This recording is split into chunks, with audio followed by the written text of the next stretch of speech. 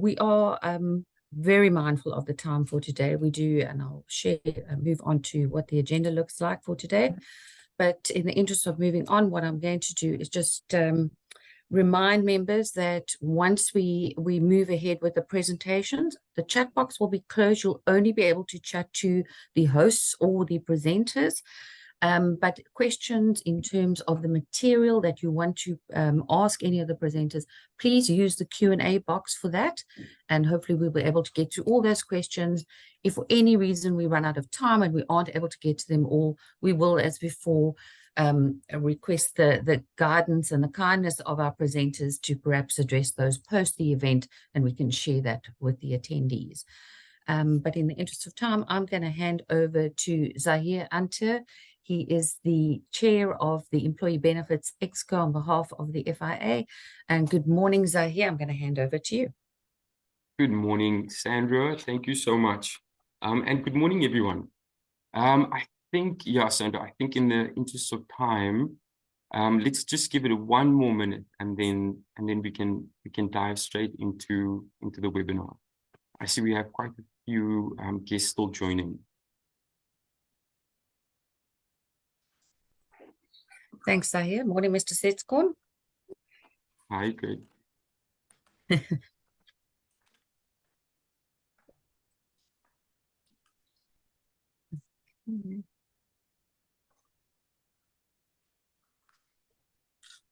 Okay, I think let's begin.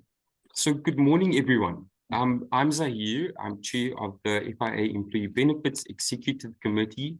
And on behalf of that committee, it is with great pleasure that I welcome all of you to the 2023 Employee Benefits webinar. Thank you so much for sharing your time with us. For those of you that don't know me, I thought that I would start by sharing something personal. So my wife and I often send each other memes on Instagram.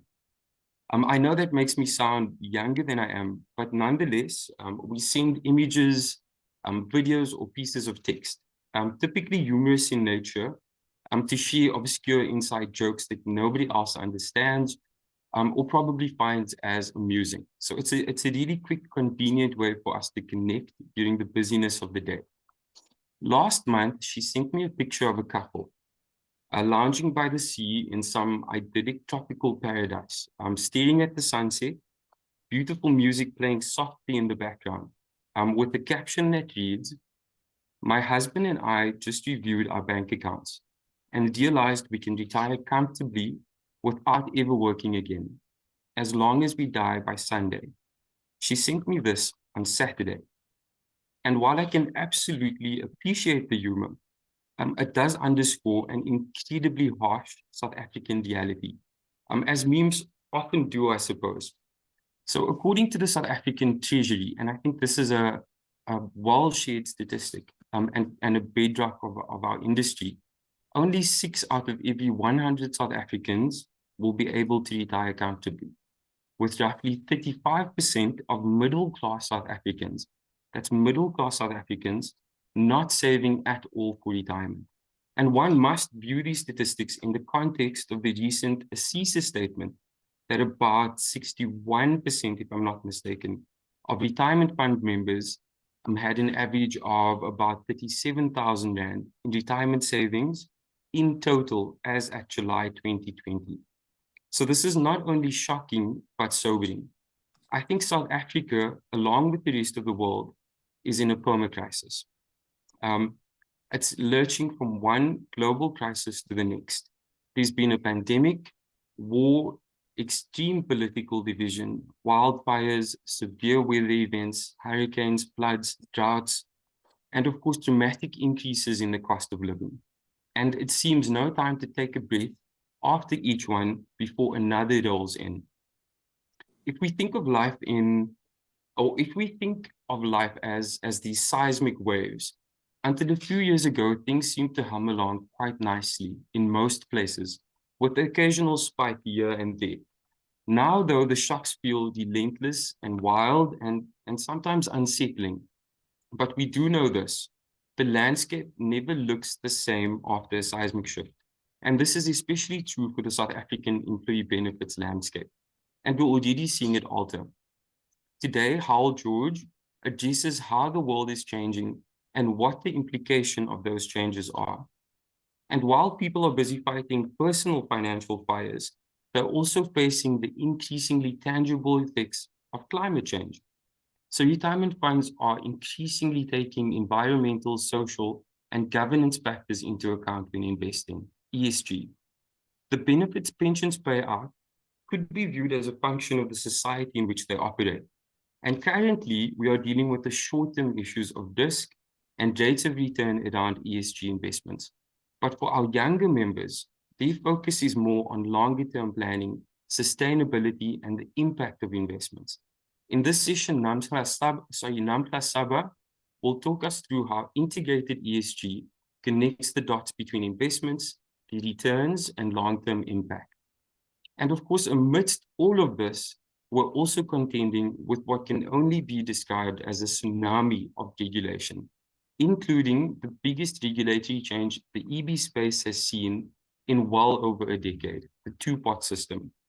Dumo Mbeki talks us through the proposed changes of the two-pot system and its impact on members, insurers, and of course the advisor's role in navigating these changes. So now, without any further ado, please join me in welcoming our first speaker, Howell George. As Director of Investments for Old Mutual, Howell provides investment oversight across Old Mutual Investments' 5 affiliate asset management businesses, in total managing around 800 billion in assets. As a member of the Old Mutual Investments Executive Committee, Howell provides investment thought leadership and plays a leading role in the strategic development of the investment business, helping to ensure its ongoing success. Welcome, Howell. We look forward to your presentation. Thank you, Zahir. Morning, everyone. Zahir, I assume everyone can see and hear me. Good. Thank you for that. Lovely to see so many people. We're going to take some questions at the end. I think we've got a 40-minute slot in total. So I'll speak for about 25, 30 minutes. And the next slide tells you what I'm going to talk about. And what I really want to talk about today is really a framework about how to think about the next decade. And there are lots of such frameworks. This is one of them, and this is mine. I want to cover 3 things which I think are going to happen. Number 1, the low inflation, low interest rate era globally is over. Number 2, geopolitical power will continue to move from the west to the east. And number 3, exponential technological progress will change everything. Next slide, let's get into it. So I'll cover each in turn. Economics first, 101. We know inflation's gone up. This is a global story. This is US core inflation. And it's gone up to kind of 4, 5, 6% core rates, depending on where you're looking, whether it's Europe, UK, or US. And you can see that's the highest level of inflation for obviously many decades. We've had kind of 2% inflation really for 30, 40 years now. It's all we've ever known. My contention is it's going to stay quite high. And that's partly because of, next slide. Oh, you've skipped. And there's a number of reasons for this. Inflation staying high and therefore interest rates staying fairly high. So in terms of a framework, we need to start to live in a higher cost of capital environment. We need to get used to that. And it's something we haven't been used to for 30 years. This chart, which I enjoyed, goes back to the beginning of civilization, 3000 BC. The city of Uruk in what is now Basra in Iraq, between the Euphrates and Tigris rivers, was the first city to be formed in the world, the city of Uruk, and that was 2700 BC. And you can see interest rates then were quite high. So this is literally since the start of civilization. That's why I like the chart. And you can see that interest rates have been, whatever, kind of 4 or 5% through time. And at the bottom right of that chart, you can see rates now have been 0 for quite a while. That is a very unusual state of affairs. So it's more normal to have 4 or 5%, maybe 6% interest rates. So let's get used to that. And in South Africa, commensurate a little bit higher. So that's the first kind of structural thing. And it's backed by a couple of other issues. Next slide, please. Why would inflation stay high? Well, we've had kind of headwinds for inflation, keeping it low for the last 30 years. Number 1 is globalization. This is exports as a percentage of GDP, basically doubled over the last 30 years, from 15% to 30%, how much we trade with each other. That's plateaued. So globalization, broader supply chains means cheap Chinese goods hit America, keep inflation down. That's reversing. Less movement of goods, supply chains are collapsing, onshoring, friendshoring, etc., particularly in wake of COVID. Less labor migration, people moving around, and therefore a cap, or rather, the cap is removed in terms of what inflation might do. So those headwinds to inflation have been removed. And the second aspect is the next chart, which is demographics. And you can see on the next chart, this is the United States. This is 1960 and 2060. Bottom left, young people, lots of them. Top left, old people, not so many, 1960. 2060, at the bottom of the chart, lots of young people, but lots of old people as well. So fewer workers as a proportion of the population. Fewer workers equals higher wages. And this is true across Western societies and China, for that matter, as well as India. So that natural cap on wages in terms of plentiful labor supply, again, that's going away. So all these things conspire to what I'd urge you to get used to, which is a framework of higher cost of capital. Okay, economics 101 done. Next slide, I'm going to talk geopolitics. All right, this is the shift from the West, by which I mean America and Europe, to the East, by which I mean China, India, Russia, Middle East. So these are the big buddies, President Putin and President Xi of China. President Xi has traveled to Moscow between 20 and 30 times in the last 10 years. These guys are big friends. And the driving force of this coalition, if you like, and people are increasingly calling it the Global South, which is China, Russia, India, the BRICS countries, really, Middle East. That's the new Global South. And that's being driven by the engine of China and its economic success. Next slide. And why is China extending its geopolitical power globally? Well, it's extending it through its economic control and influence with other countries. Look at this chart. Countries for which China is the largest trade partner, 124 countries. Countries for which America is the largest trade partner, 56. That would have been pretty much the reverse 10 years ago, definitely 20 years ago. And who's your best friend in the world? The one you do most trade with. Next slide. So one good example is Saudi Arabia in the Middle East. If you look at the left of that chart, US trade with Saudi Arabia in yellow, Chinese trade with Saudi Arabia in black. Okay, those two lines are pretty much the same 10 years ago. Now, the US does about $25 billion of trade with Saudi. China does $85 billion of trade with Saudi. So when President Xi goes to Saudi, he gets a very different reception to Joe Biden had. Next slide. So when Joe Biden went last year and had a little fist pump with MBS, the de facto leader of Saudi Arabia, that was not a COVID fist pump. That was a we're not really friends fist pump, actually, given what Biden has said about Saudi. And Saudi has its human rights issues, we know that. But they're a very important force in the Middle East. So when Joe Biden goes and says, listen, could you pump some more oil, please? Because we're running a bit short of oil and the oil price is too high. MBS doesn't pump more oil. In fact, he reduces the oil supply 1 month later. 10 years ago, he'd have said, how much do you want? These days, not so much. Next slide. So Joe Biden is left a little high and dry, as we see quite often these days. In the rare moments, he's actually vertical. And MBS is off somewhere else. Next slide.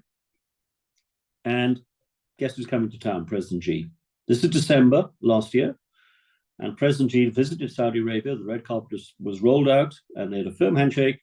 And President Xi and MBS hosted the first China-Middle East summit. Next slide. What I call the new G20. Have a look at this mugshot. Okay, MBS in the middle, you can't miss him. He's a colossal man. On his left is President Xi, and the others are the leaders of the Middle East and the leaders of parts of Africa.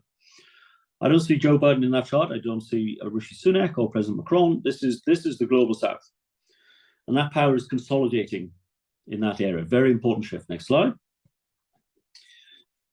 This is a map of the Global South, in case anyone's not clear. I'm sure we'll make these slides available, by the way, hopefully. I'm happy to do so.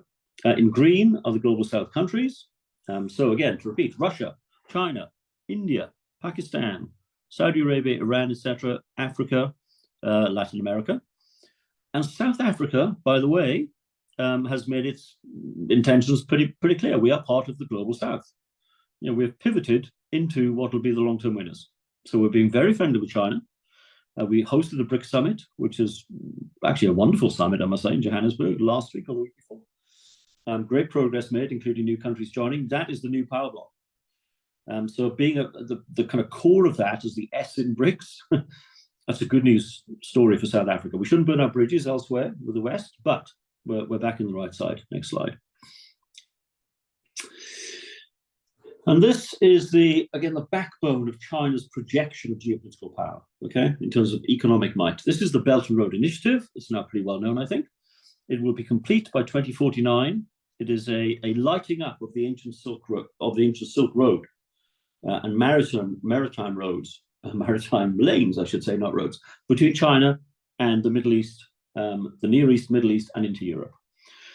So China's spending $8 trillion on this initiative. It is roads, it is ports, it is maritime routes, it is infrastructure of all kinds, including digital infrastructure. And that is projection of power all the way through Tehran, through Istanbul, into Europe, and certainly into Africa. So that's the bedrock of what we're talking about. Next slide. And its economic might is being supported by technology. And people say China is not ahead of the US in technology. I believe it is. You can tune into my regular webinar if you'd like. I spoke about this numerous times. Patent application is just one example of its technological might. 69,000 in 2021, higher than the United States. It is ahead in quantum computing. It is certainly ahead in renewables. It is ahead in rare earths. I could go on. So China's technological backbone, again, is supporting its economic projection of geopolitical power. Next slide. Rare earths I talked about. The rare earth minerals we need for the new green economy, where do they all come from? They come from China. 62% of the rare earth production in the world comes from China. If I put a chart of rare earth processing, it would be north of 80% is done in China. So if they chose to weaponize that against the West or the US, the West would be in a real problem. Next slide. Next slide, I won't do that one. And I want to talk about the military expansion of the East, the global South, led by China. So I'll talk a little bit about this because it's important in terms, again, that shift in power and the framework for us to think about the world for the next 10 years. All right, this is the South China Sea. All right, I'm just checking my time. I think I'm going okay. This is the South China Sea. This is the busiest trade route in the world between China and India and the rest of the world. This red line on this chart is what is called the nine-dotted, I should say, and now 10-dotted line as defined by China. So the red line, it should be dashes really, and this is their formal map, and they put this in place in 2011, and it defined in their mind who controls this part of the ocean. This is still disputed, but China has claimed it as its own. And you'll notice on the top right there, where does that red line now go, which is the 10th dash, which was added. It now encapsulates Taiwan. And from China's point of view, Taiwan is part of China and always has been. And they will reclaim that at some point. And they'll reclaim it because their power base in this very important ocean is now more powerful than the United States of America for the first time. Next slide. And part of their projection of power militarily in this area is through these small things. These are atolls, these are coral reef islands dotted in the South China Sea, okay? Coral reefs. This is January 2006, next slide. 2017, this is the same atoll. China built a military base on it. Okay, they've now built half a dozen of these things. That is a very, very large military base. If you look at it closely, look at the length of that runway. Heavy bombers, no problem. And they do this because they don't have that many aircraft carriers. They've only got 2 so far. With one launching, I think, next month. So these islands are very important in terms of, again, their projection of naval power. And if you go to the next slide, we're going to get a feeling for the extent of that power.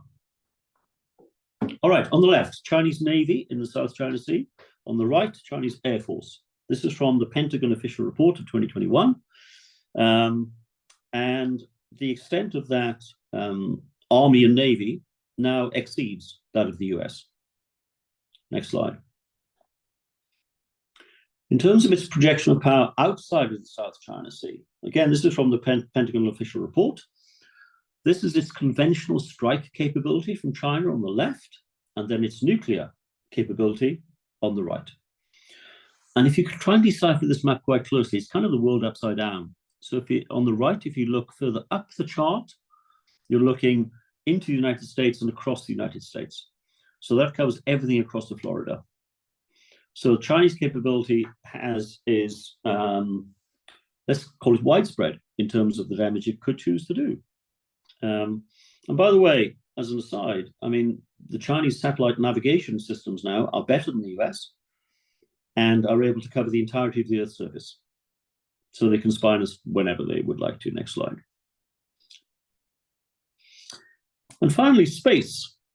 So President Xi, in his 5-yearly address, is the 5-year plan with the Chinese Congress, and his speeches are very interesting. You can read them yourselves, and set out, as well as the Belt and Road Initiative, by land, by sea, also polar, and also, as in polar ice caps, and also space domination. So this is mission control in China, and China's been busy landing things on the moon over the last 10 years or so. Next slide. I was delighted to see India land on the moon, by the way, last month. I thought that was fabulous, landing on the South Pole. Not been done before. These are the Apollo missions, okay? The Americans last left the moon in 1972. That is, of course, 50 years ago, 5 decades. Haven't been back since. NASA's been doing some other stuff and also ran out of funding. The Chinese landed on the moon in 2013. And then in 2019, and I thank Pink Floyd for this, they landed on the dark side of the moon. It turns out the moon, we only ever see one side of it. There is a dark side or a far side of the moon we never see given the orbital trajectory. And no one really knew what was happening that side, and the Chinese landed on it in 2019. Why are they landing on the moon? A, projection of power, kind of nationalist agenda. More importantly, a springboard into the rest of the cosmos. And lastly, and most importantly, the thing most people usually miss, is the extent of minerals on the moon. Okay, talking about rare earths, gold, silver, platinum, etc. The moon is long of them. So they are now drilling on the moon's surface for minerals. And they will use those minerals to make space stations. And they are already making, of course, space stations. And they plan their first space hotel by the year 2030. And they will use minerals mined on the moon, as well as asteroids. That's why they're going to be grabbing asteroids to build things in space. Next slide. This is the Chinese International Space Station. 10 years ago, the US, which had its own ISS, said to the Chinese, actually, you're not allowed on the ISS anymore because we don't like you so much. They allowed everyone else on, including the Russians. The Chinese, no. The Chinese said, okay, fine, we'll build our own.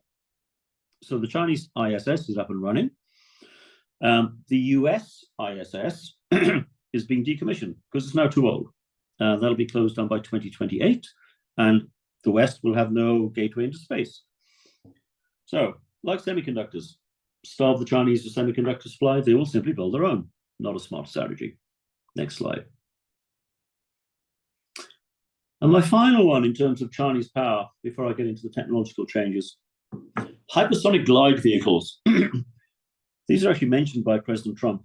And Trump will be the next president, in my view, by the way, come 2024. My latest webinar talked about that. My newsletter will be out tomorrow on this very topic. I'm sure we can get those to you if you'd ask. Trump will be the next president and we'll have a very different world in 2024. So Trump mentions this in his policy agenda. The hypersonic glide vehicle is a Chinese invention, which is deemed to be impossible invention by the Pentagon. They still can't understand how it's managed to do it. The hypersonic glide vehicle travels at Mach 5, which is 5 times the speed of sound. And in 2019, it launched this vehicle, flew all the way around the world, back to the South China Sea, and fired a missile into the South China Sea at Mach 5. So at Mach 5, you open the chute up to fire the missile, the thing should crash because of the air disturbance.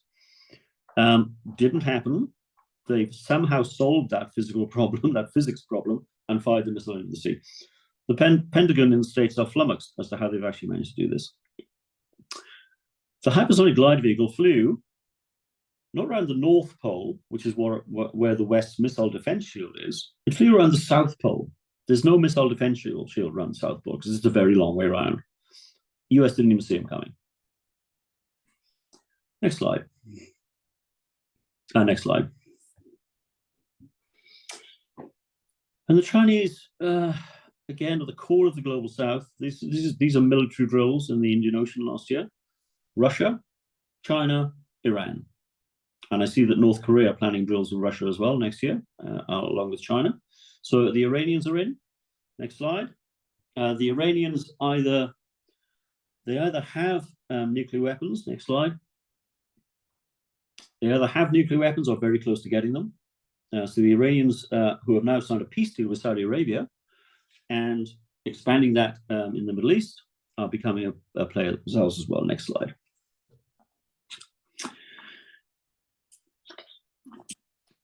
This is the US vacating the Middle East. Okay, so you've got the East rising, the West retreating. This is the chaotic withdrawal from Kabul in Afghanistan, a shameful withdrawal as the US came out, who's been spending money in Afghanistan. China spent $20 billion last year rebuilding Afghanistan. Next slide. And next slide, I won't do that one. And why is the West retreating? Well, partly because we, the West, I used to live in the UK, are working less. This is average working hours, United States, Europe, etc., and working hours have halved in the West compared to the East. Next slide. And productivity has collapsed again in the West. Japan, France, Germany, Italy, put Japan in the West, that kind of catch-all. UK's productivity growth has collapsed to 0. And next slide. Sorry, slide after that. I'm accelerating a little bit given time constraints. This shows you the same thing in terms of working hours, 1950 to 2017. And in white are kind of the Western countries, in red are China, etc. Working hours in the West, as you can see, down 28%, down 30%, etc. China up 10%, India up 2%, India's up 2%, Russia up 2%, South Africa down 7%, but not too bad. That's mostly people in Joburg, I think, working. Cape Townians don't work as much as that. That's another debate. And next slide. At the same time, we are saying, you know what? 3 days a week in the office is fine. You can work at home, have a nice time. They're not doing that in Beijing. They're not doing that in Vietnam. They're working 6 days a week, and they're coming to eat our lunch. Next slide. So we're going to see a decline. I would call this as the peak of what's called Americana, American global hegemony. And global empire, de facto empire, which the US has controlled, is now in decline. Next slide. In the same way as the Roman Empire in 117 AD was at its peak. And 200 years later, Rome was gone. We had the Byzantine Empire in the east, which was de facto Roman, but the Western Roman Empire was gone. So it takes a while for empires to decline, but in decline, the US is. Next slide. Next slide, I won't go through that one given time. So one implication of this decline of the states, rise of the East, is this chart. This is the US stock market, okay, since 2008. So what's that, 15 years now? The US stock market has doubled, okay, in that period. In orange, which is the rest of the world, excluding the US, flat, nothing. So you had to be in the US. I think that's going to shift. Next slide. Next slide. We want to authoritarianism. That's too depressing. All right. I'm going to spend, Zahir, unless you shout at me, I've got about 5 or 7 minutes on technology, and then I'd love to take some questions if there are any. Okay, so we've got economics, geopolitical shift, and then technology shift, which is kind of the biggest deal. This decade is going to be the most startling, technological-driven change decade ever. Okay? And it's going to happen very fast, and that's because we don't understand exponential change. So this is computing power doubling every 18 months, Moore's law, etc., and then compounding on itself. Okay, that's exponential change. And it always happens quicker than we think. Why? Because our brains are linear. If I take 30 meter-long steps away from where I'm sitting here today, I'll end up 30 meters away. If I take 30 exponential steps, okay, 1 meter, 2 meters, 4, 8, 16, 32, 64, 128, etc., 30 exponential steps, I will end up, next slide, going 26 times around the world. That's how technology works. And that's why we're always startled by how fast it happens. And why, next slide, for example, ChatGPT took 5 days to reach 1 million users, which is much quicker than most other technologies. I think ChatGPT is now at 100 million. Pretty much everyone has heard of it. And I want to address ChatGPT and then life longevity. So next slide, and implications thereof. Okay, ChatGPT. We know it's very smart. It can beat humans at all exams, be they law or science or biology or macroeconomics. So it gets 100%. Okay, the computer's better than us now. Next slide. And the computer's also better than us at understanding what I'm saying to you and recognizing my face. So visual reasoning and English language understanding, dotted line is humans, the non-dotted line is the machine. It's better than us at all those things. Next slide. So what does that mean? And ChatGPT is going to change everything about our world. And I did a webinar on this about 3 months ago. So I asked ChatGPT, how will you change the world? And these are the answers it gave, along with explanations of each. Number one, more accessible education. Okay, so GPT will mean that there's a high level of education available online for everyone. That is phenomenally positive. Number two, language translation. We'll be speaking to our Chinese friends in Chinese very soon. Customer support. I wouldn't want to be in a call center right now, I don't think. Content creation, etc. Can do these slides. Middle left, kind of 9 o'clock on the clock. Mental health support. They came up with as one of its top 8 effects on the world. I'm going to need some mental health support given what ChatGPT is about to do to me. I thought that was interesting. Next slide, and then I think the slide after that immediately. Yeah, next slide after that. What I'm interested in GPT is its effect on society. Okay, the top left is something you're going to see a lot more of. Guaranteed free from ChatGPT. HGView, Howell George View. The Financial Times published an exact same letter 3 months ago now, guaranteeing that their journalism would be free from GPT. It would be human. Because our basic means of communication is talking, it's written, and it's visual. Each of those facets, GPT is already better than us. So I don't know if I'm speaking to you or a human. That undermines the very fabric of our civilization. It's going to be a problem. Next one on the right there, increase or decrease in inequality. I think it's going to be decreased inequality because of access to education, access to knowledge, and access to job opportunities working remotely. I think it's going to be phenomenal. It's bringing a lot more workers into the workforce. I think it's going to be amazing. Democracy manipulation, absolutely. This US election coming up is going to be an absolute car crash. The chatbots are going to go berserk online and further polarize society. And the democratic process is under severe threat from this threat from computers, including GPT. Bottom right, I've covered. Bottom left, reversion to analog activity. People are going to revert to, the LPs, records, as opposed to digital. They're going to go to nature. They're going to revert to community. Digital is going to become very frightening. Religion, potential cults. So analog activity is going to, I think, explode, strangely. And we may, middle left, just consume news from digital sources, not entertainment anymore. Or the other way around, sorry, I'm getting confused. Let's not go there. I'm rushing because of time. Top left, last one. Thank you, Elon Musk. Neuralink. Implant in the brain, which connects you directly to the internet and ChatGPT.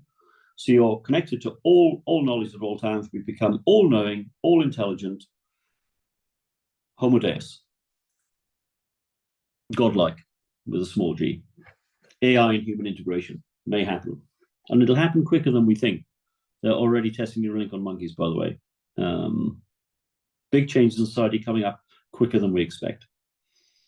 Let me finish on life longevity, because it's very relevant to this conversation. Next slide, and I'll flick through a couple. Yeah, next slide. Next slide. Cool. 2 minutes on life longevity.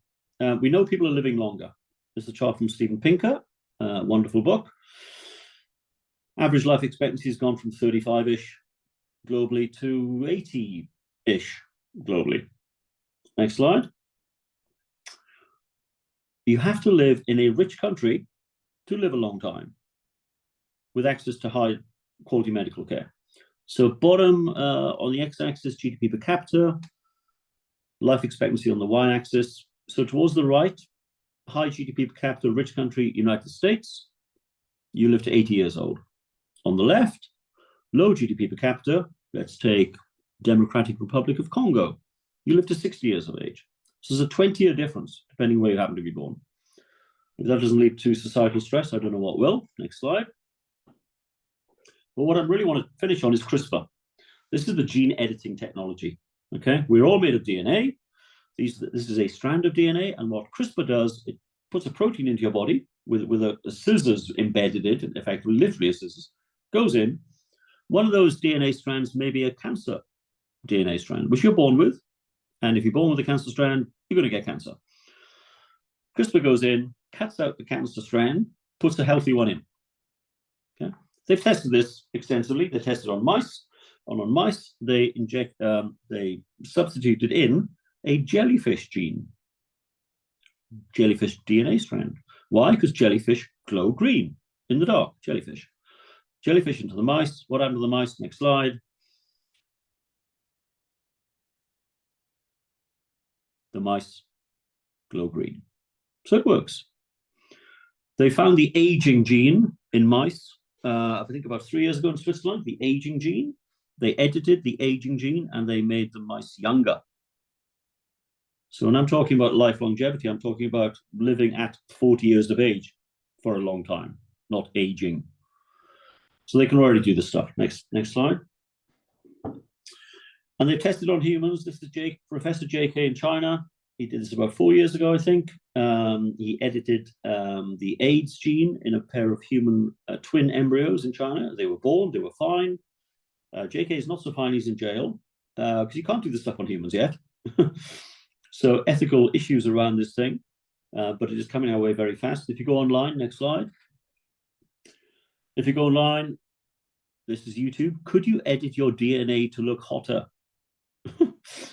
Change your hair color, change your eye color, change your skin color. You're going to look hotter with a bit of gene editing. Literally, this is happening now. So we need to get used to a world where our children's children will live or have the option to live forever.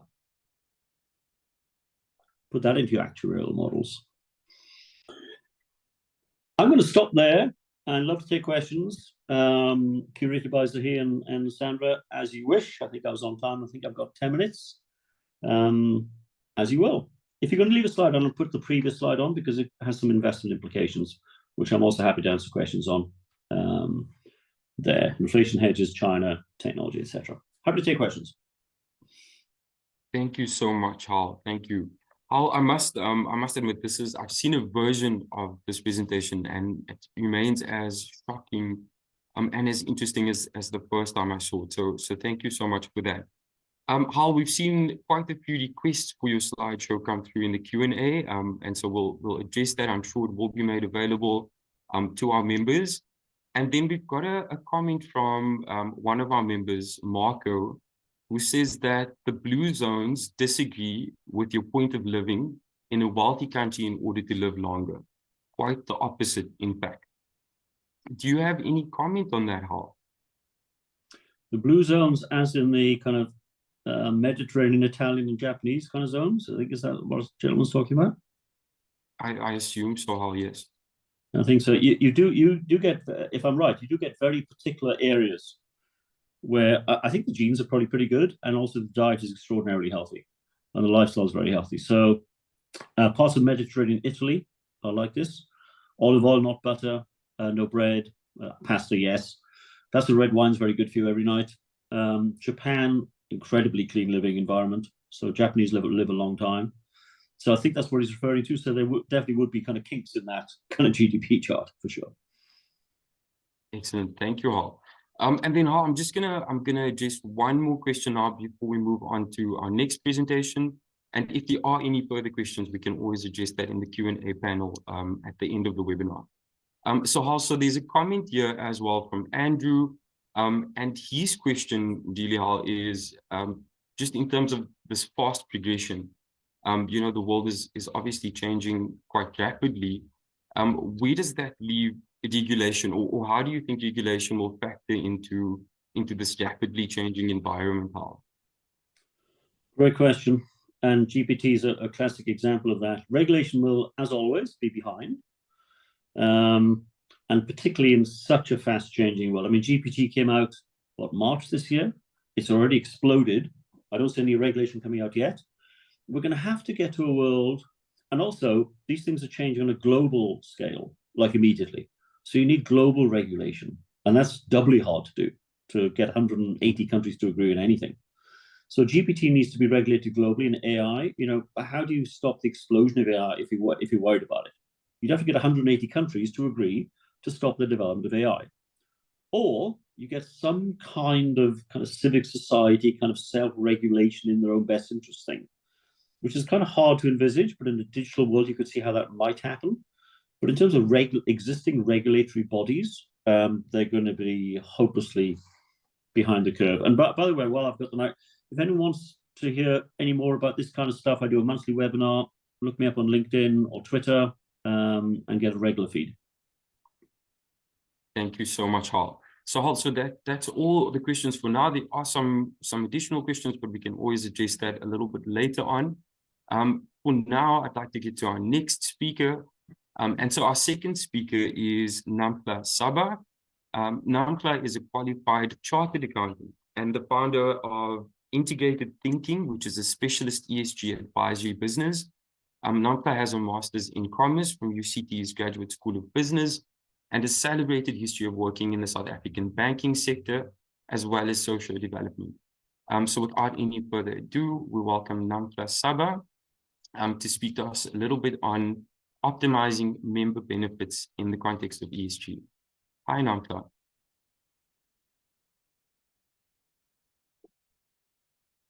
You're on mute, Nampla. Yep. Yeah. New technology. Excellent. Thank you very much. All right, cool, perfect. All right, thank you very much, Zahu, for that introduction, and thank you as well to the FIA for the opportunity to speak to you all today about ESG. Now, ESG stands for environmental, social, and governance. But ESG as a topic itself has really just taken the world by storm in the last couple of years. However, ESG is not particularly a new concept. ESG, as it was created and was established, it was created in 2006 by institutional investors for institutional investors. However, as earlier mentioned, it has now literally taken the world by storm. There are a number of different narratives and views pertaining to it. There are two strong camps relating to ESG, those that are for ESG and those that are strongly against ESG. And so today, I'm not going to be speaking again about any of the different camps. I just want to present a different perspective to ESG as we're dealing with the core topic for today, which is aligning employee benefits to an ESG strategy in such a way that it optimizes member benefits. So today we're going to be talking about how is it that we can optimize our ESG strategy in a way that supports the core objectives of a fund. We're going to be looking at curating an ESG strategy that is authentic to a fund, and we're going to be looking at ESG strategies that speak to the timeline requirements and the time horizons of the different fund. And so if your fund is a fund that lends itself to employee benefits that are in the short term, then you curate an ESG strategy that speaks to that. If your employee benefits lend themselves to a long-term time horizon, then you create an ESG strategy that actually speaks to that. So in essence, what ESG is about is that what it's saying is that there's enough room to accommodate the objectives of ESG, which we're going to be talking about today, as well as the fundamental objectives of each fund and the fundamental objectives of those different members that are in those funds. So we're going to be looking at those. So first up, All right, so these are the core elements that hopefully, time permitting, we're going to be able to get through to all of them. What is ESG? And then we're going to be looking at what are the core elements of ESG and how does that speak to curating an ESG strategy? How is it incorporated? What value does it bring at the end of the day? So I mentioned earlier on, there is a strong debate as it relates to ESG. And the core debate is really pertaining to what value does it honestly bring to a fund? What value does it bring to the different members? So we're going to be looking at that. And also, hopefully, towards the end, we're going to be looking at governance, because this has been, over the last couple of years, one of the key elements that the regulatory bodies, together with institutional investors, have been pushing to ensure that there's a certain level of governance that is there. It's not perfect. However, it is a space that is growing. Previously, potentially maybe about 5 years ago, there really was minimal governance in the space. So governance is being created in that space. So let's start off with, why do I do what I do? So actually, before we even go into why do I do what I do, what do I do? I do a number of different things.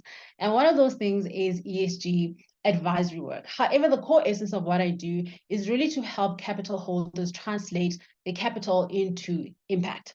As much as we may think that the more money you may throw at a problem, the better it is, that the better the solution, the more that we're going to be able to address the challenge, and that's not necessarily the case. And so there's always this translation that needs to happen from capital to the actual impact itself. However, then why do I do what I do? I do what I do because I believe there's significant untapped potential as it relates to financiers. So that's institutional investors, that's bankers, and whatever the case may be, as it relates to financiers and their power and the influence and leverage that they have in ensuring and encouraging the underlying assets to comply, to adhere to sustainable business practices, right? So that's the first one. And then the second one is the significant untapped potential to drive capital towards solutions and towards profitable societal and environmental solutions in such a way that we fast track the solution. So we fast track the ability to decrease inequality, we fast track the ability to decrease poverty, we fast track the ability to deal with climate change solutions. That's why I do what I do. And also, just closing it off, I honestly believe that on the 12th of August, 2012, the Marikana massacre never should have happened. And this is not even from a perspective of looking at it from a government perspective or what law enforcement should have done or shouldn't have done. This is honestly just looking at it from the potential role that is there, and that is there for financiers to be able to play, to ask the critical questions around some of those social risks, to have asked the questions around a social risk, which wasn't a matter of a nice to do or the right thing to do from a moral stand ground perspective, but the right thing to do as it relates to an organization that needed to comply with a legal obligation and a social and a regulatory requirement within that particular industry. And we all realize, yes, it was extremely tragic for the families that had to adhere to this. However, it has significant impact on the financials of that particular organizations, as well as on the market and the industry, as well as the country. So it is important that the financiers play this particular role. Now, I'm a significant, strong proponent for ESG. And the reason why I'm a proponent for ESG is that we finally have a tool, we have a framework, we have a language, and a language that can be used by financiers to be able to ask the relevant questions. This tool now is starting to bring to the forefront, it's bringing to the boardroom the voices of the people that are affected by climate change, but of the people that are affected by the operations of that organization in those communities to the forefront. Say, for example, there is an institutional investor that is sitting in Switzerland or that is sitting in Antarctica. Because of now the requirements of ESG and the reporting requirements of ESG, now that particular institutional investor now can have that information to be able to bring to the boardroom to be able to ask the relevant questions and hopefully move these along a lot swifter. All right, so let's move into ESG, and then let's move into the whole purpose of today, which is aligning ESG strategies to employee benefits. So ESG, as I mentioned, started in around 2006, and the whole purpose behind it, it was started by institutional investors. And institutional investors had started realizing the increasing prevalence of ESG issues, but not only that, but they were realizing the impact that it was having on their long-term return on investments. And so they also realized that they needed to protect the return on investment, but also they picked up the fact that they actually have the ability to influence for good. And so now they started pushing for this concept of integrating environmental, social, and governance issues into investment processes. Because institutional investors are more your limited partners, they potentially have objectives and long-term objectives that simply say that we are interested in more the long-term return of an investment. However, when we're looking more for the general partners and we're looking at more the businesses, you may find that there may be a lack of congruency between the requirements and the needs and objectives of the institutional investors as well as those of the fund manager.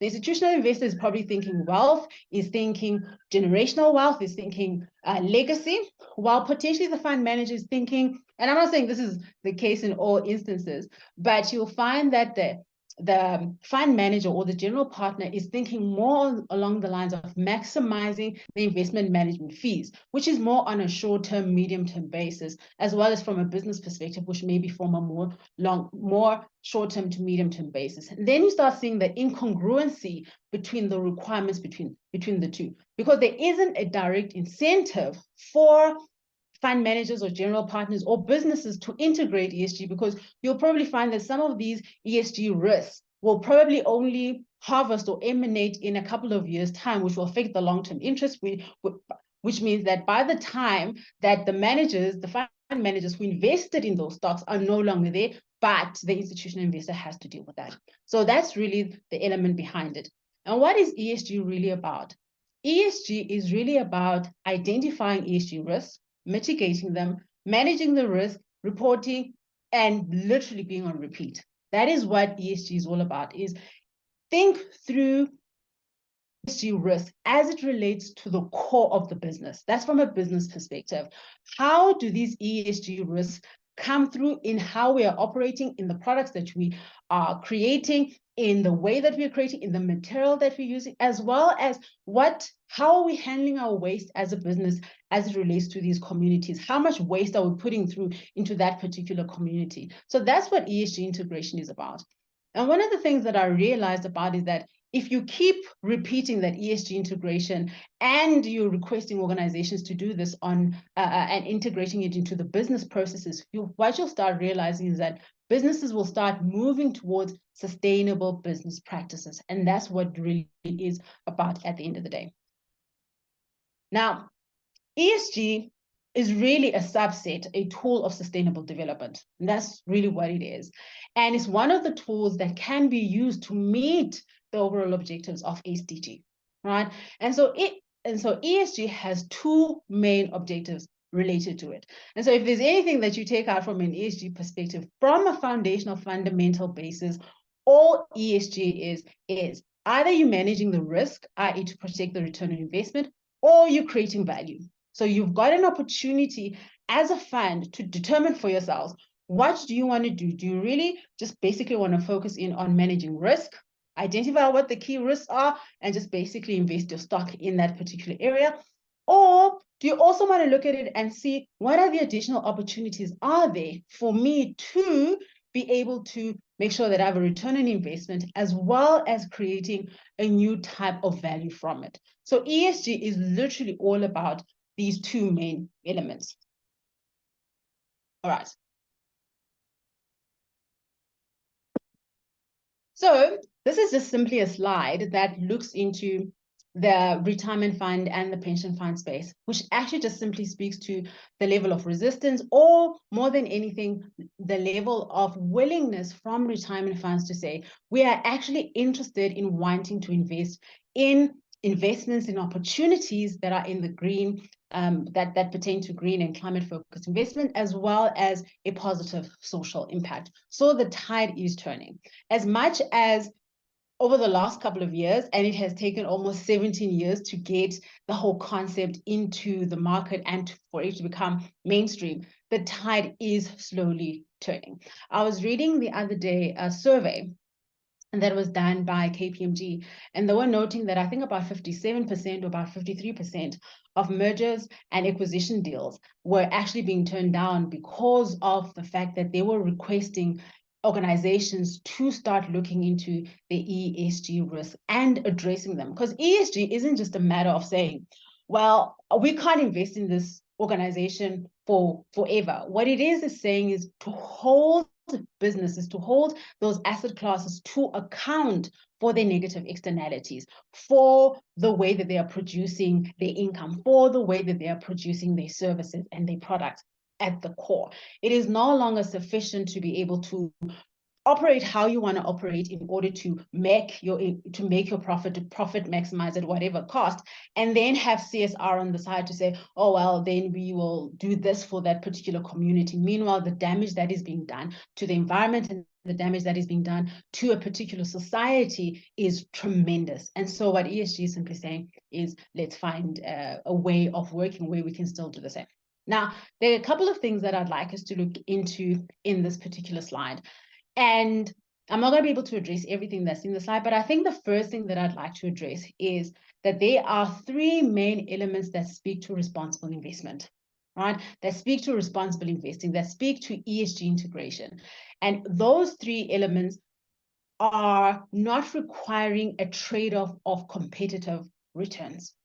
There is no competition between competitive returns and doing good. There is no competition between competitive returns as well as ensuring that we are holding businesses to account of making sure that they are operating sustainably. All right. So when you look to the further right, which is more the philanthropy and impact first, that speaks to the requirements of investing in spaces where there is a certain level of trade-off, but that is specific for philanthropy. It is a space that is required because, as I said earlier on, there is no direct translation between the amount of finance that you put into a solution as well as impact. And so there's a lot of innovation that is required in finding innovative solutions that are profitable in order to be able to start investing in the space. And so philanthropy and impact first play a pivotal role in creating the pipeline for investment-ready opportunities in order for the likes of retirement funds and pension funds and private equity to be able to start investing in those particular initiatives. So when we're talking about, for the purposes of today, we're literally talking about themed ESG integration as well as screening, right? So as an organization, firstly, as I said, you have to first determine whether you're only looking at risk management. That's what you want to do. That's how you want to manage your employee benefits. That's how you want to manage your return. We just want to protect return on investment. Or you want to create value. So the first type of investment that creates value is called theme, but really impact investing. So if you want to drive real societal change or drive real environmental change, you invest in opportunities that are profitable, number one, because that's why it's called responsible investment, because you have to be responsible with your fiduciary duty. Number one, it has to have competitive returns. And second to that, you start investing in opportunities that specifically speak to targeted social and environmental impact. There are profitable solutions out there that speak to these. Now, then you move more into the second one, which is ESG integration. What ESG integration is really looking into is to say, we may not necessarily go for the investments that are specifically targeting social and environmental impact, but we can still create value. And we can create value by holding our asset class, by holding our investment, by holding our businesses accountable for sustainable business practices and bringing ESG to the boardroom. So as an investor and as a general partner, for example, bring those issues to the boardroom so that you make sure that you are creating value and driving value through ESG integration. All right. And then the last one is mainly around screening, where you're saying, we just want to protect our investment. So the way that we are going to operate as a fund is negative and exclusionary screening, where we find the different investments and asset classes that specifically speak to a certain area, or they are not investing in a particular area because there is a negative view to it, or whatever the case may be. All right.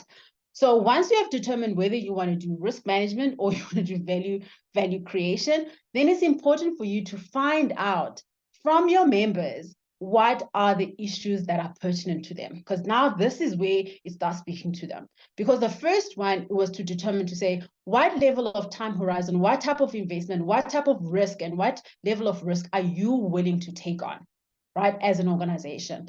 And so then you move on to, what are the needs of your particular members? Are they mainly interested in carbon emissions? Are they mainly interested in community relations, or whatever the case may be? Is it health and safety? Is it product? Whatever the case may be, then you start determining from yourself, what are the different elements that are pertinent to your fund managers. It may be a bit about climate change. It may be a little bit about human capital. It may be about social opportunities. It may be about pollution. So you start finding out from your members, what are those areas? And from this, you are able to also easily pick up which SDGs to mix with what it is that you're doing. So once you identify from your members what are the key issues that you want to look into, then you can start saying, oh, these then link up to the SDGs. Then you can have an ESG strategy that incorporates SDGs as well.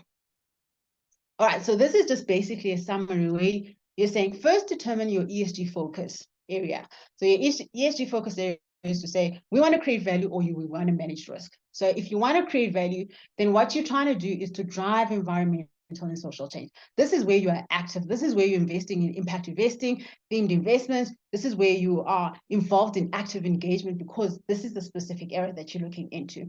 And you tie these back to, so the areas in which you do impact investing will tie back to what it is that your members wanted or were interested in, what the key concerns were, what they were worried about, right? So this then ties in back to that, to say, if we're doing impact investing, in which area? That ties back to your members, right?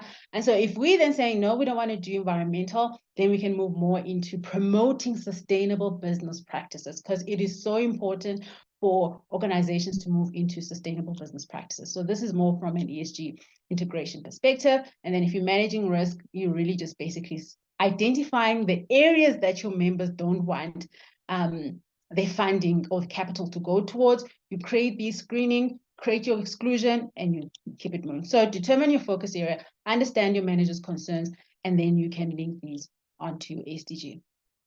All right. And so now, for the last couple of minutes, I'd like to look at a case study of a fund which is deemed to be one of the industry leaders as it relates to responsible investing. Right. So this is an industry leader that decided that they want to drive change. They want to create value. So that was their strategy, was we're into value creation. And that you'll be able to see now in that box that I was talking about, value creation to either drive real change or promote sustainable business practices. So they decided, as a transport industry, that a lot of their members are truck drivers, and they obviously drive for long distances, and however they get tired, and there are a lack of secure facilities for them to park overnight, right? So they've got this driver fatigue. So how do they then address this? They find and funded a profitable truck stop asset class. They found this, and they're also mentioning that they actually found this from a member. A member actually bought this idea through to them. So they funded a profit truck stop, basically meaning that there was no foregoing of their return on investment. So that was the first thing that they looked into. So they found this, and they realized that it was actually enabling them to address the social challenge that they had. So they had the return on investment, as well as then speaking to the social return that they were starting to have and starting to see. They saw improved quality of life. They saw that there was less road carnage from the members that they were working with. And I think the most important thing for me out of this entire sort of like case study is the quote from the fund principal officer, which notes that the members now feel that they have a certain level of ownership to that truck stop, right? They can see that, yes, as much as it's helping them to be able to decrease their fatigue and to now all of a sudden have this truck stop, but now they own that. There's a certain level of ownership, and there's a certain level of affinity as well to that retirement fund.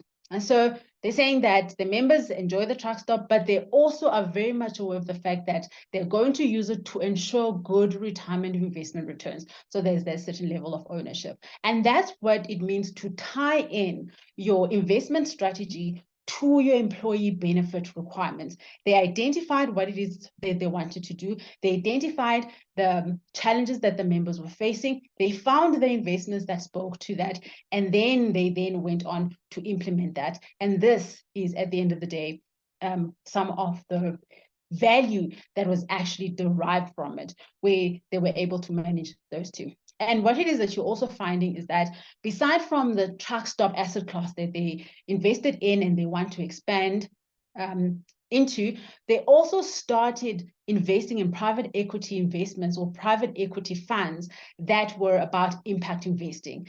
And this then enabled them to invest in traditional companies, but drive sustainable business practices through that. It allowed them to diversify their portfolio while they're driving impact in one and also driving impact through the private equity funds.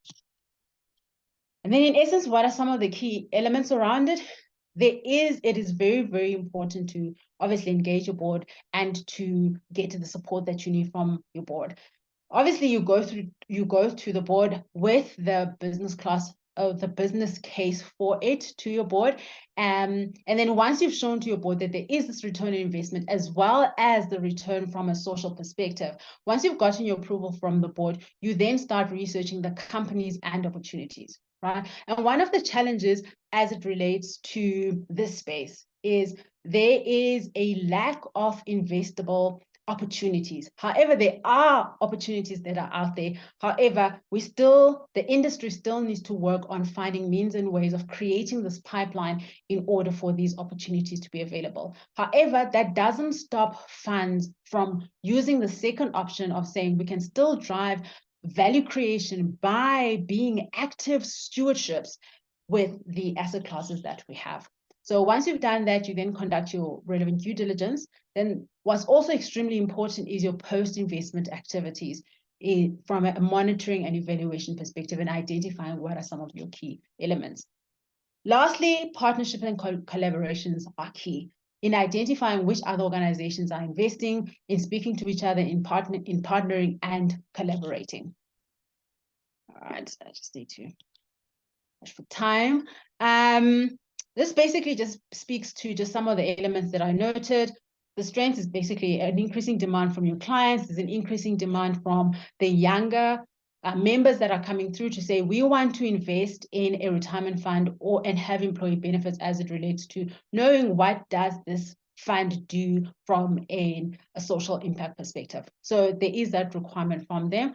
From a weaknesses perspective, I've spoken to the ESG aligned investment ready deals, as well as skills and expertise, and also just the misconception around the fact that there is a competition between return on investment and the social aspect side of things. Opportunities, they're massive opportunities to drive responsible business practices, to drive sustainable change, and to collaborate. The threats is the lack of standardization, which I'm going to talk to just for a minute, as well as greenwashing.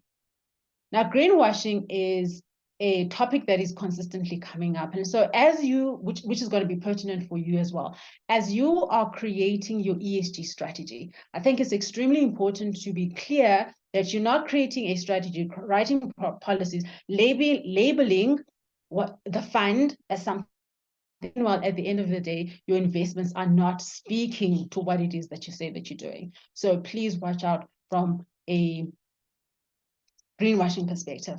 And to close it all off, from a standardization perspective, the standards are increasing. The ISSB in June released their climate-focused reporting requirements. I think it was literally last week, where the institutional investors are saying, now we're happy with climate-focused reporting and disclosure. We now specifically want we now want reporting standards for humanity and for the human side of things. And so this space is definitely growing in that space. GRI is also extremely doing great work in that space as well. So the reporting aspect of things is definitely coming together. Okay, thank you very much. So I'll take questions if there's still time for questions. Thank you so much, Namkla. Thank you. Namkla, I think, yeah, that was incredibly interesting. I think in a country that has probably the most unequal society in the world, conversations like this are so important. And so thank you for leading that conversation for us, Namkla. Namkla, we don't have too much time for questions. Maybe we can address some of the questions in the Q&A panel. But we'll take one of the questions that I see popped up in the Q&A box. And it's very specific to you, Namkla, but the question is, does NAMCLA audit existing group benefit portfolios and provide suggestions? So there could be some work opportunity here as well, NAMCLA, but that was a question from one of our members. Yes, I definitely have the potential and the capacity to do that. And yes, I have looked at employee benefits prior, and I definitely can look into that. Excellent. Thank you, NAMCLA. I see your details are on the screen. So for those members that are interested, please take them down. But we will also share this presentation after the webinar. I see we're doing really good on time. Thank you, NAMCLA. Thank you, Hal. We are going to take a quick 5-minute break. So let's continue at let's say 11:17, if that's in order with everybody. And yeah, have a good break. Grab some coffee, do a leg stretch if you need to, and we'll convene back here shortly. Thank you, everybody. Cool. Thank you.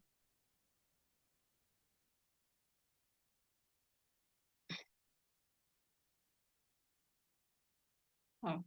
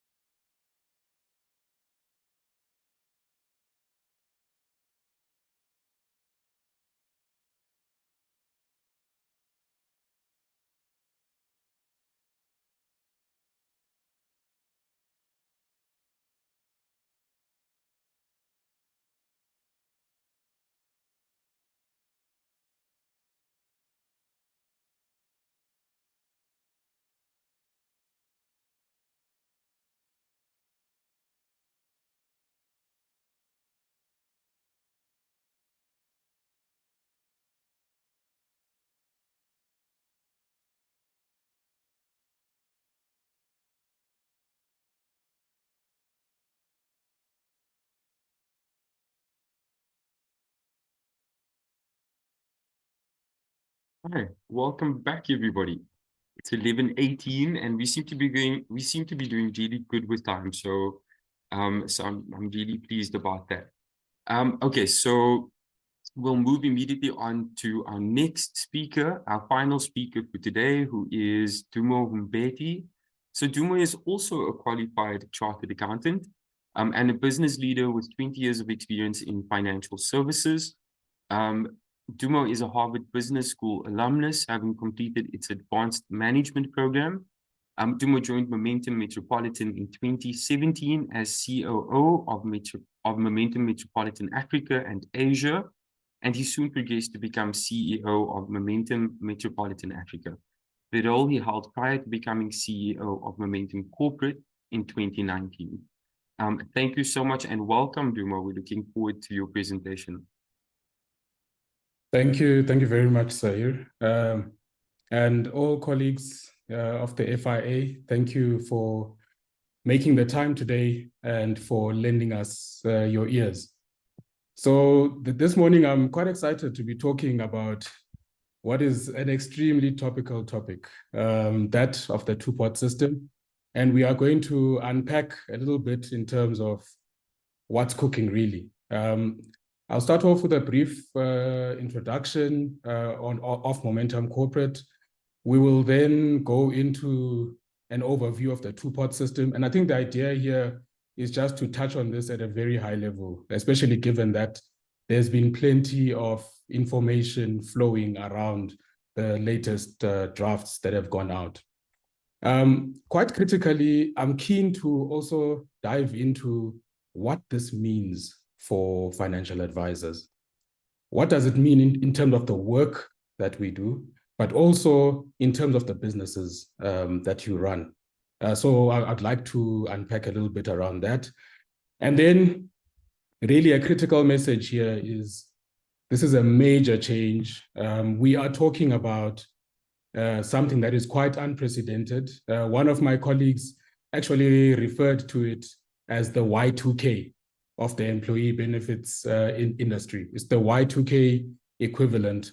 And therefore, to really deliver on this successfully, partnership is going to be critical between insurers, advisors, as well as employers. And I'll talk to that as well. So as Momentum Corporate, we look after 7,000 employers across South Africa who employ nearly 2 million South Africans, and providing solutions across 6 vectors.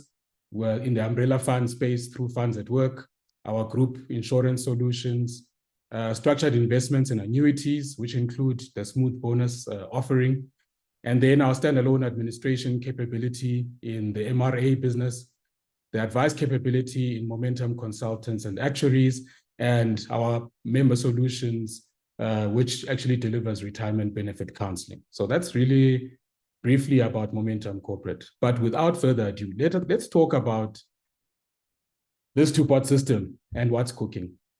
Now, if you go back to 2020, one of the things that became abundantly clear at the height of the COVID-19 crisis and the related lockdowns was that people were finding themselves under serious financial pressure. So we were dealing with a 1 in 1,000 kind of crisis, and people were finding that there's this strain. People were losing jobs. So dual income households were rapidly becoming single income households, or in some cases, zero income households.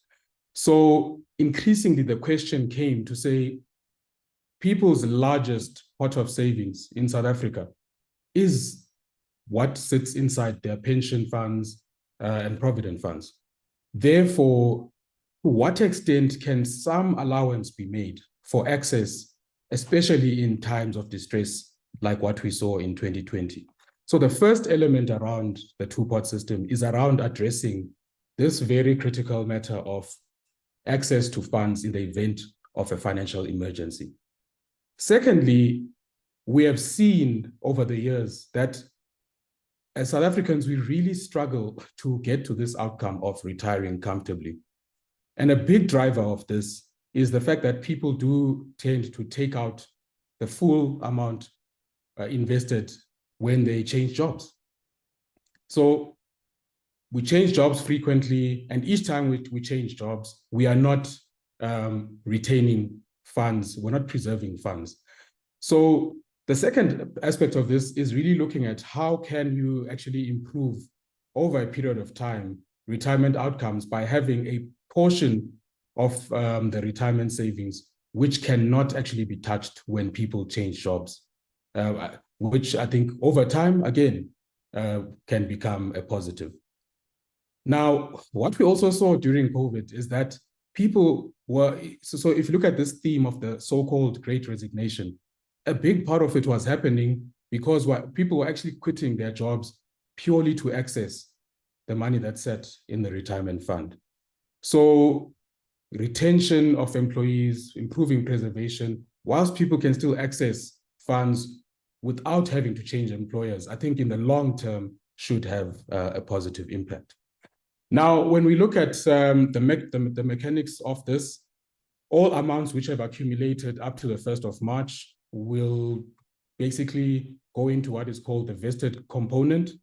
And basically, when it comes to that vested component, the rules as they stand today will apply. So you can withdraw if you change jobs. Of course, it will be taxed at the relevant tax rates. On retirement, you can take out 1/3 as cash and 2/3 to fund an annuity purchase. Now, the rules do get nuanced for members who are actually over the age of 55 when it came to T-Day, which was in 2021, where now they do have the option to actually, they can opt into the two-pot, or they can remain with all funds accumulating in the vested portion, especially when someone is that close to retirement. Then what happens thereafter? We have two additional components, the savings component and then the retirement component.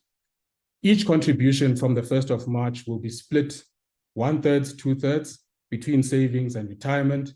And this savings pot will also be seeded with an amount equivalent to 10% of what's coming from the vested pot, but capped at 25,000 Rand. When it comes to access, people can only access once a year, minimum amount of 2,000. And as time goes on, unlimited. I think the only caveat here is that it's once a year. So what's our message? And the message that as an industry, I believe we all need to carry to members.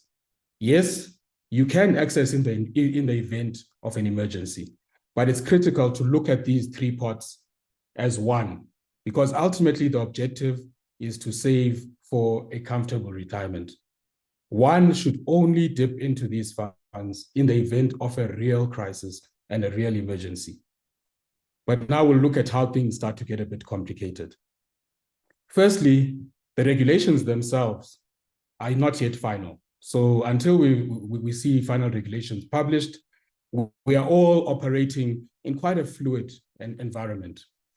Interestingly enough, as we sit here today, National Treasury is actually conducting workshops to take further inputs into refining the regulations.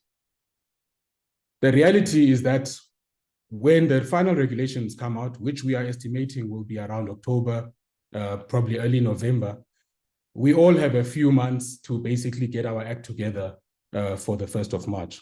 So a lot of work has been happening in advance to ensure that that the industry itself will be ready to deliver come the 1st of March. Now, as I say, there are quite a few moving parts here. We need a bit more clarity. What's going to happen around marginal taxation rates? Do we need to get tax directives for each withdrawal? Are we going to have to withhold tax as the insurers at a flat rate, and thereafter, provide that to the member as part of their annual tax declaration forms? The retirement component, is this accessible when someone is retrenched? There's still a question mark around what happens to the retirement component on retrenchment. As things stand today, that component would not be accessible, right? Now, I mentioned earlier, Provident Fund members over 55, still some uncertainty there in terms of, okay, so if you were over 55 at T-Day, do you opt in to the two-pot, or do you have the option to actually remain as is? So how do we then take this forward? Also, which members will be included? In our view, deferred pensioners, for example, would need to be excluded. Dormant funds, unclaimed benefit funds, etc., would need to be excluded from the final regulations. There's also the reference to exempt legacy retirement annuity funds, which actually still have to be defined, but I think the regulations do appreciate that there'd be significant complexity in bringing those legacy annuity funds into this particular framework. Complexities in administration, product design, systems, you name it. Section 37, deductions, and how do you actually apply these to each component? And here there's a difference between what the tax amendment bill is saying, where it's saying actually you can take from the retirement portion, whereas the pension funds amendment bill is saying you can actually split the deductions across the various components, right? And then lastly, how do you deal with amounts, example, your disability risk benefits? How do you deal with splitting those between the three pots? Amounts that are received from divorce proceedings, how do you address that across the three pots? So lots of fluidity in the air. Now, from an insurer perspective, we are preparing for the proverbial tsunami. There will be a high volume of queries leading up to the 1st of March, and thereafter a high volume of transactions, as now members can actually access funds at the comfort of their own choice, and these transactions are triggered by the member. So we are anticipating probably a quadrupling of withdrawal volumes across the industry. So we need to brace for that, and we need to prepare for that. Secondly, we need to ensure that our service teams are able to actually address any questions that come up, and also to service the withdrawal process effectively for members. And then it's about the choices that are available to members. People will be looking for clarity. So what should I do? Should I treat the 1/3 as an amount that I literally withdraw every year? Is that a good idea? And we'll talk about that shortly when we get to the advice aspect. Operational costs, given the serious amount of volumes, the shifts in the regulation, how we need to cater for the various components, there will be significant work on upgrades when it comes to IT, communication, financial education, as well as increasing the number of employees to actually create capacity to comply. Implementation readiness will also require liquidity from a fund allocation perspective to ensure we can accommodate the withdrawals. And then ultimately we want to make sure that the members stay on this journey of retirement. So it's about education, it's about communication. And then how do we partner with employers and advisors on this journey? For members, again, increased responsibility. I think the default regulations, started us on that path. In fact, even pre the default regulations, you had the shift from defined benefit to defined contribution, which started to place a lot more responsibility in the hands of the individual member. Now that basically doubles from the 1st of March, 2024. Every year, 30% of the contributions that have been made into the fund, 33 1/3 of those now people can withdraw. Is that a good idea? How does this impact the longer term goal of actually retiring comfortably? So that's something critical to look at. Now, the counter to this is that there will be an element of compulsory preservation. So for those who actually retain the 1/3, and even when they change jobs now, cannot access the 2/3, we will see significantly improved retirement outcomes over time. But there is this risk of people still outliving their retirement savings if they continue to withdraw the 1/3 every year. The cost of the withdrawal will have to be borne by the member, so there will be a withdrawal cost. And of course, there are the tax implications as well that need to be considered. Now, when we look at the world of the advisor, very similar to the world of the insurer, I think we are all going to be faced with high volumes of queries, increases in administration costs, and the need to potentially recruit more employees to cater for the influx. Really advising members on how do you meet these short-term needs without actually compromising the longer-term goals. You almost have to take each member through a journey that first looks at all other possible avenues of accessing funds before coming to the savings pot, in order to actually protect the longer-term goals. Educating clients and members about the impacts of withdrawals, and then also the need now to really expand. I think there's an opportunity here to diversify the offering to members and clients when it comes to the advice proposition. So let's look at a typical income statement of a financial advisor and how this will look post 2024, 1 March. So, and we've assessed this on a short-term basis as well as a long-term basis. So when it comes to broker commission, in the short term, we don't see big impacts happening. It's linked to premiums. But in the long term, there's a lot of uncertainty on what is going to happen to contribution rate behavior, whether it's your employer contributions or employee contributions. Will people contribute less because now there's compulsory preservation, or will they actually continue contributing at the high levels, or at least higher levels, to take advantage of the tax benefits thereof? When it comes to broker commission, initially there will be a dip because we're going to see everyone trying to test the early access and early withdrawal. But in the longer term, as I illustrated in the previous slide, we should see a greater amounts of accumulated assets and therefore growing assets under management, especially once you go over 10 years, we should start to see that happen. Revenue from consulting fees, I think right now, is the best time to talk to clients. Clients really need information.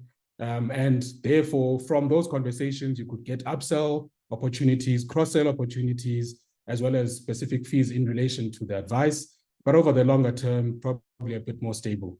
Revenue from lump sums, very little impact in the short term because the vested pot rules are pretty static.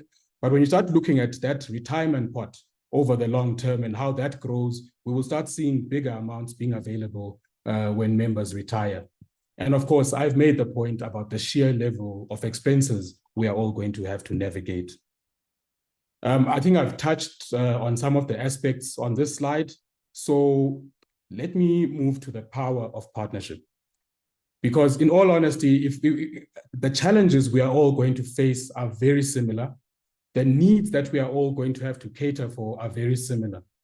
I think where we are fortunate here is that there is a triumvirate partnership that can actually enable us to navigate this landscape effectively between the insurer, the advisor, as well as the employer. You can imagine the amount of questions employers are going to be getting from their employees when the regulations come out.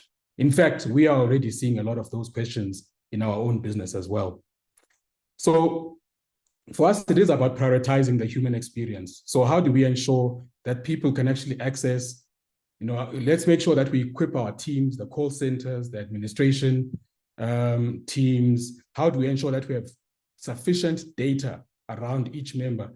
And I think this is a very big element, the role that our insurers, advisors, and employers can play in terms of making sure that ultimately each fund has complete member contact information. And you'll see why this is critical, because when I shift now to the next pillar, which is around digital, you can imagine if your transaction volumes are going to quadruple, it's almost impossible to meet that wave of demand purely by increasing headcount.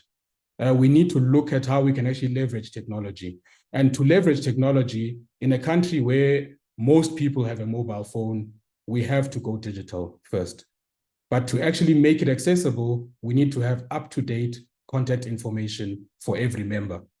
And that's a journey that we can all go on over the next few months. We also believe that it's going to be important to be accessible through multiple channels. We've got the advisor portals, there's WhatsApp, there are smart benefit statements, there are employer portals.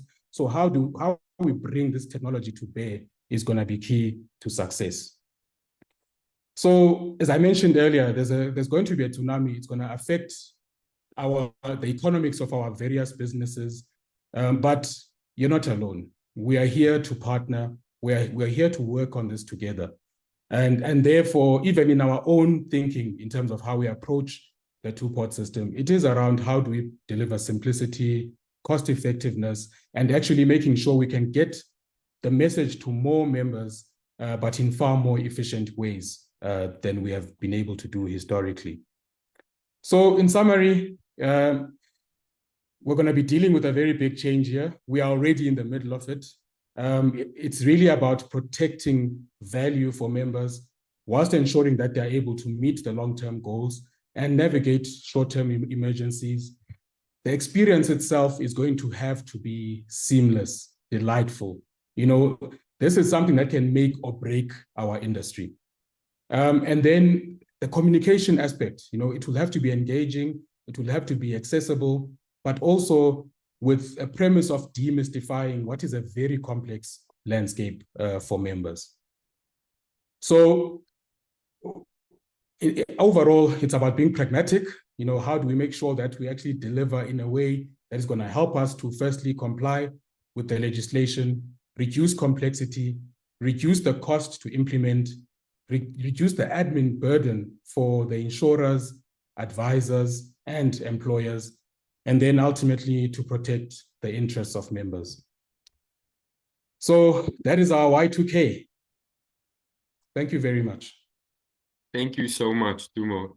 Dumo, I really like the Y2K analogy. I remember, you know, sort of just before 2000, sitting there at midnight thinking that everything was going to change. You know, and certainly there are similarities in the feeling in this industry at the moment. So Dumo, I think just in the interest of time, let's jump straight into the Q&A panel. So I'll invite Namhla to come back into the conversation.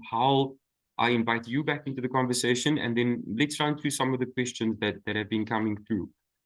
So Dumo, let's keep it to your presentation. There was a comment from one of our members, Paul, and he says that he sees this becoming a high engagement environment and an ATM with advice. And I think we can all understand that analogy as well.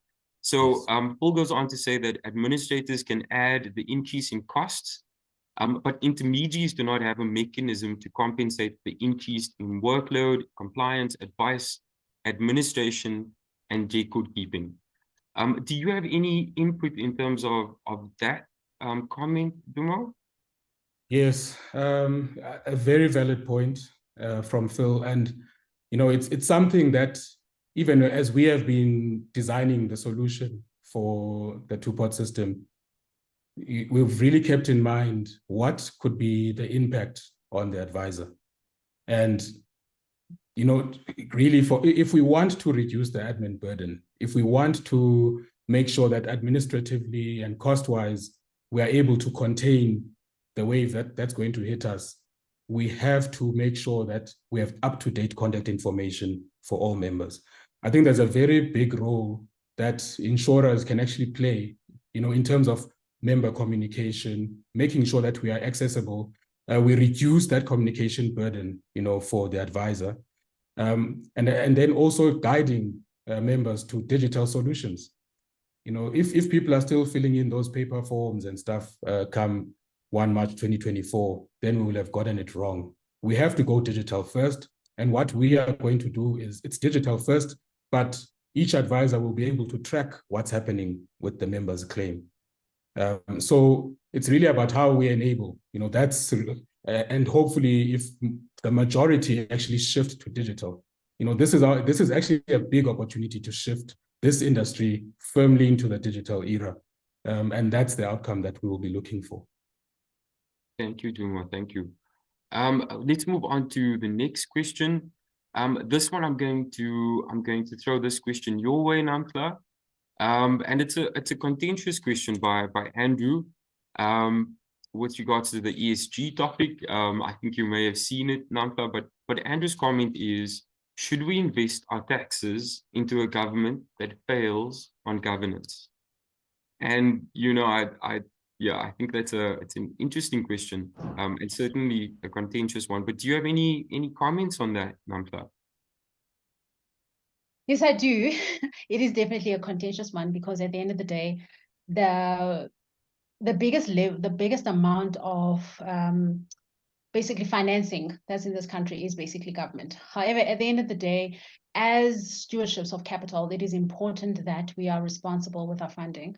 And so in instances where there are opportunities or where there is a certain level of guarantee from government to meet that return, that is required and make sure that we get our capital back, yes, there is definitely room to maneuver in that space because you do want to be seen as a fund member that is supporting the growth aspects of this country. And so you don't want to be sitting in a space where you are completely averse from government, because at the end of the day, it is government that does regulation. It is government that at the end of the day gives out the big contracts and whatever the case may be. So in those spaces where there is a certain level of guarantee, I would say definitely yes.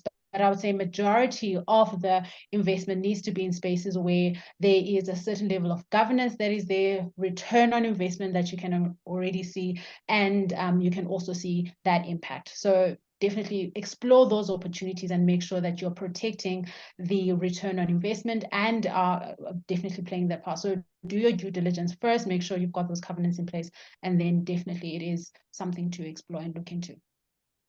Thank you You know, so much. Zahir, Yes, please. this actually triggers a thought because, you know, the regulations themselves are saying the two-part regulations, you know, it's about access and access only in the event of an emergency. Now, we know ourselves as South Africans, you know, there will be that element of curiosity to say, let me just test. What's an emergency here? Yeah, exactly. So let me just test to see if this thing actually works. So we are bound to see in the short term, you know, some big pressure on liquidity, and therefore funds that are actually available for investing in, you know, longer term, unlisted, you know, initiatives, which actually a lot of them fall into that ESG space. And also, you know, the funds that are required to drive the infrastructure investment agenda in South Africa. You saw the changes to Regulation 28 last year. So unfortunately, in the short term, there will be probably slightly lower funds available for investment, but definitely in the long term, you know, because of this compounding effect of improved preservation levels, we should see more funds being available for investment in infrastructure and other such initiatives. But it's a very interesting thing just to think about. Yeah, interesting topic to dissect, Dumo. Thank you for that contribution. Dumo, let's keep you you know, sort of live. There's another question with regards to the two-part system. And the question is from Nancy, but there was a similar question in the chat box as well.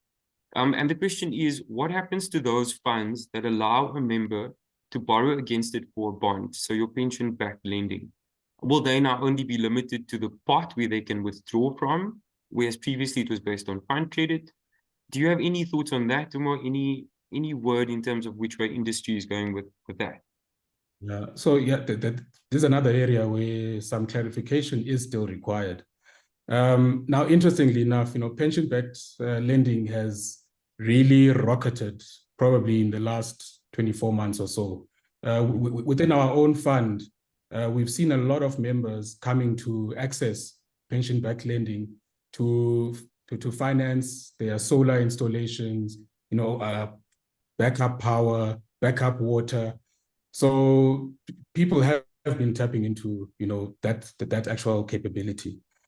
Now, the assumption that we are going on for now is on the vested pot, you will still be able to, you know, access a portion for pension-backed lending.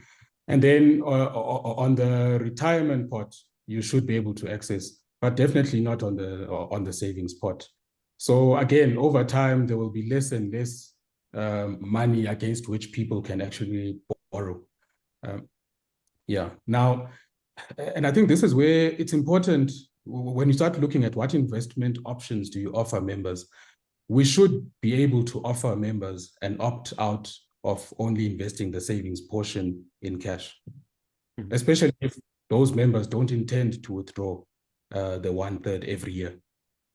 You know, so those are the kind of things that we have to think about.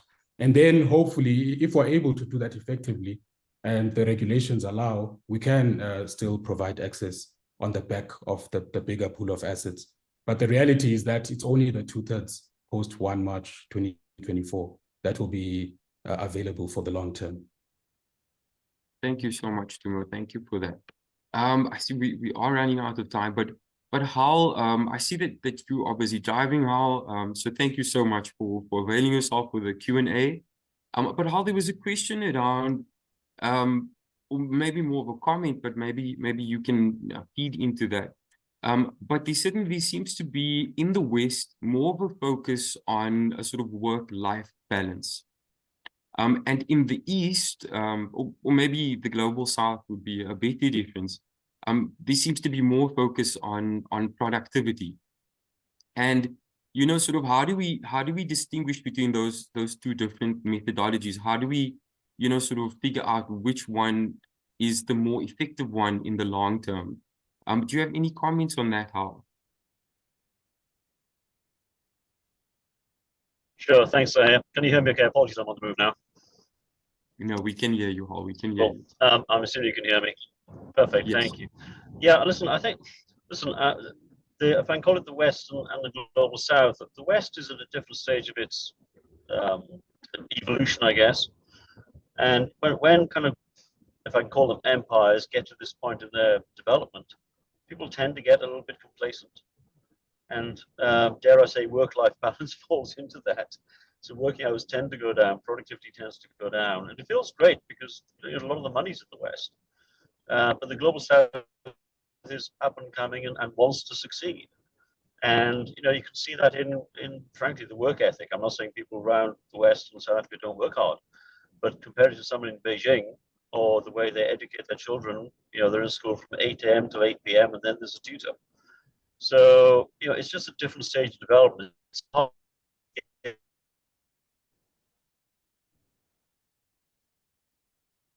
that we're going to have to work a little harder. Thank you, Hal. Thank you so much. Also in an interesting space. So okay, I think let's take one last question and then we can wrap this up. And whatever questions that we haven't managed to get to, like Sandra mentioned, we'll address those post-webinar and we can send out responses to those. So an interesting question that's come up, I think, Dumo, this is probably, it sits a little bit in your space, but Johan would like to know, how appropriate would the smooth bonus funds approach be in the two-pot system, with access being allowed to 33% of the fund value? Do you have any thoughts on smooth bonus funds in the new proposed two-pot system, Dumo? Yeah, a very critical question there from Johan. Smooth bonus funds generally tend to find their best use when you're looking at long-term investment, especially, you know, with the impact of market value adjusters when people withdraw. Now, for the 2/3, I think that will work very effectively. For the 1/3, you would probably have to go close to cash or near cash, especially for members who are looking to access that on a regular basis.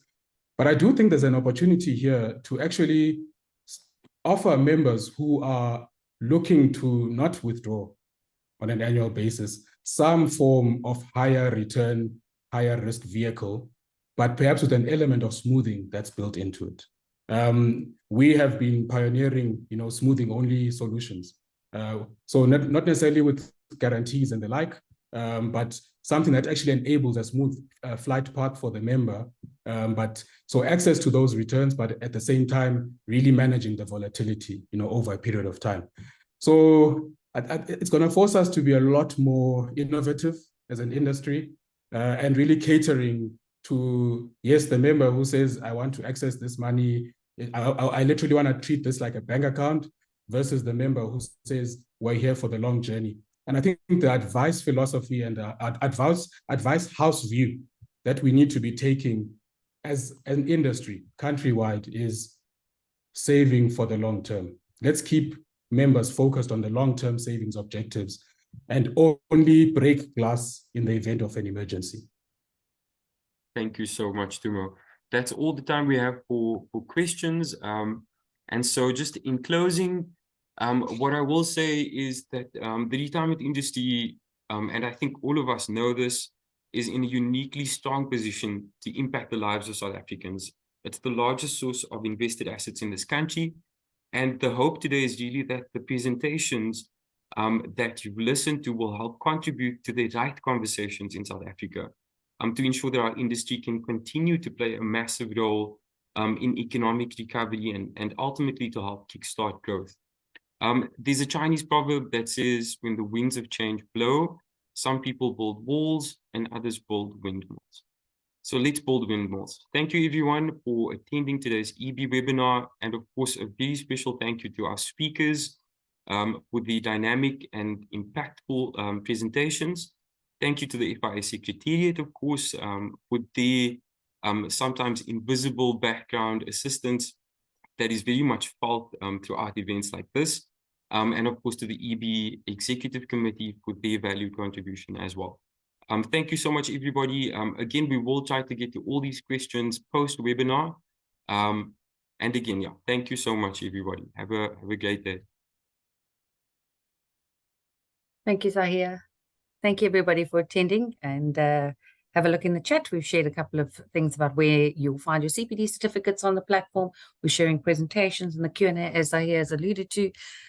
Keep an eye out for invitations. Financial planning webinar is being hosted next week, and the FIA Summit will be on the 3rd of October. So thank you so much, and enjoy the rest of your day. Again, thank you, Zahir, for everything you do.